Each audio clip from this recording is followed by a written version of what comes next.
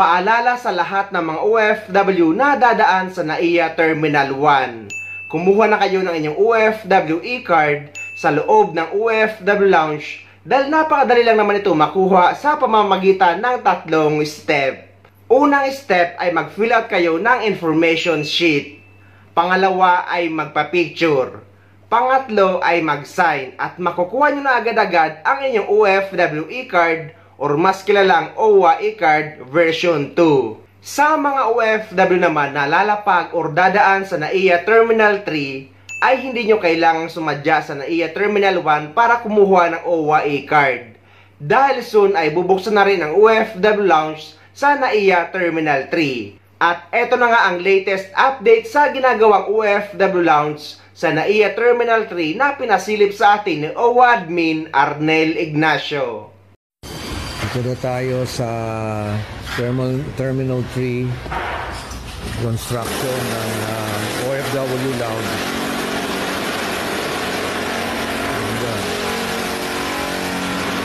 Laki, di ba?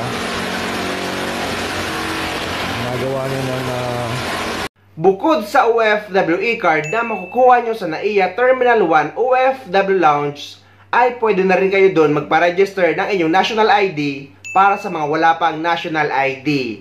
At isang ID lang ang kakailanganin, ang inyong passport para sa ating mga OFW. Pag may OFW Lounge, ito na po yung pagkakataon ng iba nating mga kababayan na magkaroon ng national ID dahil sa tabi po ng OFW Lounge ay naririto po itong National ID Registrations. Ayan po. Mula po sa Philippine Statistics Authority. Okay?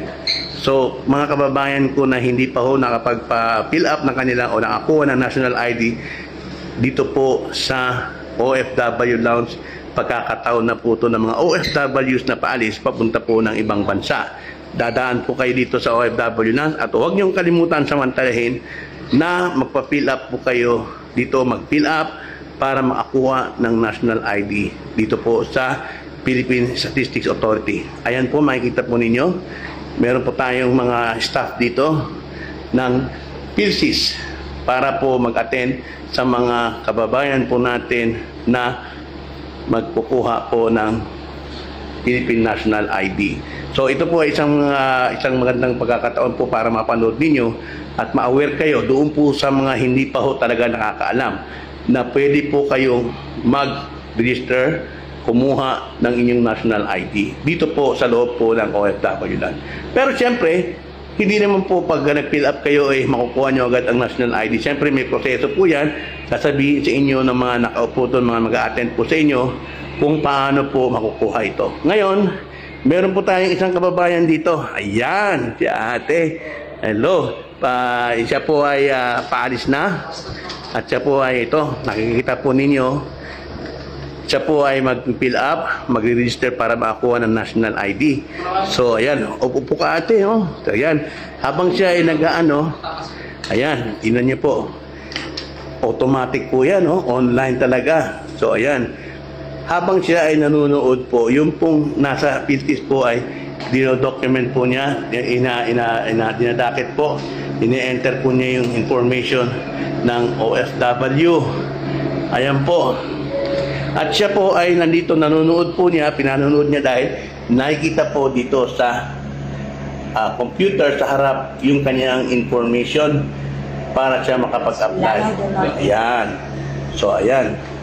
So, nakikita niyo po ito po ay isang magandang pagkakataon sa mga OFW na gusto makakuha ng national ID. So, ayan po.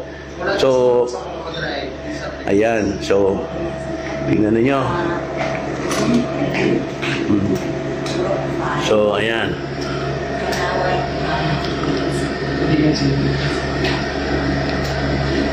So, ayan ha. Ganyan po ang ginagawa po nila. So, wala pong bayad yan. Register po kayo para makakuha kayo ng national ID. Okay? Dito po yan sa loob po ng dito po sa loob ng airport, katabi po ng OFW Lounge. Yan pong isang kagandahan dito na simula po ng February pa ay nandiyan na po sila para po mag-attend ng mga OFWs. Ayan po, ayan. Mga taga-Peter, magandang hapon sa iyo. Pwede magtanong habang nagtatrabaho po yung kasama ninyo. Yes, sir. Araw-araw bang bukas itong field sister? Ano sir, Monday to Saturday po. Monday. Wala lang pong Sunday. Okay, anong oras po kayo bukas? 9 a.m. po to 10 p.m. 10 p.m. So ito ay para sa lahat ng mga Pilipino Yes, sir. na Okay po. papunta sa ibang bansa, yung mga nag-abroad, di ba? Yes po. Oh, Para dito. sa mga OFW po natin, sir. Yan. So wala namang babayaran dito, di ba? Diba, sir, libre lang po yan. Pati po yung pag-deliver ni Philpost na lang. Pati yung pag-deliver, libre Oo, din. wala rin po. Ayan. Ano po ba ang mga requirements lang ninyo? Ate, nakakuha na ba kayo?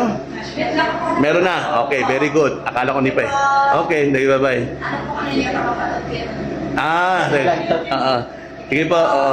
Sige po, oo. So, ano po mga requirements lang ba? Para Ano po, passport o any valid ID. passport, yung bang passport, hindi ba? Paano kung walang ID, passport lang ang meron siya? Kahit ano po. Oo, wala, Basta ano? ID. Opo. Ayan. Paano daw pag nawala ang national ID? Ay, yun po, wala pa po sa ngayon, para sa mga wala pa pong update. More on registration pa lang po. More on station. Ayan, okay si ate, oh. Oh, pakit si ate. Ang ganda-ganda niya. Oh, wow. Yan po yung ating model ngayon. Oh, so, ano natin. Ayan. So, sir, invite niyo po yung mga kababayan po natin na baka yung mga paalis pa lang, yung mga dadaan po rito ng OFW Lounge. Ano po ang kahalagahan ng national ID? Mga sir, ma'am, kung mapadaan po kayo dito sa OFW Lounge, pwede po kayo magpa-register sa amin kung wala po kayo national ID. Kasi po, ito po ang gagamitin natin na ID sa susunod na mga taon, bali isang ID na lang po ang gagamitin natin dito sa Pilipinas. So ayun guys, sana may nakuha kayong idea at sana nakatulong ang video na ito sa inyo. At sa mga hindi pa dyan nakasubscribe sa channel ko, please don't forget to subscribe my YouTube channel and please click the notification bell para lagi kayo updated sa mga upcoming videos na gagawin ko tungkol sa mga updates sa ating mga OFW. Mula dito sa Dubai, maraming salamat. See you next time.